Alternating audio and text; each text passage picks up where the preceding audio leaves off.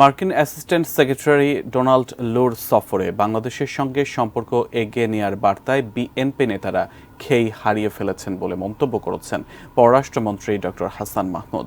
17 মে আওয়ামী লীগ সভানেত্রী শেখ হাসিনার স্বদেশ প্রত্যাবর্তন দিবস উপলক্ষে বৃহস্পতিবার জাতীয় প্রেস ক্লাবে মফস্বল সাংবাদিক সোসাইটি আয়োজিত এক আলোচনা সভায় একথা বলেন তিনি।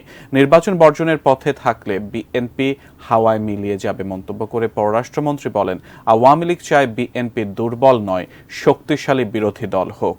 বিএনপির দেশ বিরোধী ষড়যন্ত্র করে কোনো লাভ হয়নি। বিএনপি নেতারা ভেবেছিলেন ডোনাল্ড লু এর সফরে কিছু একটা হবে।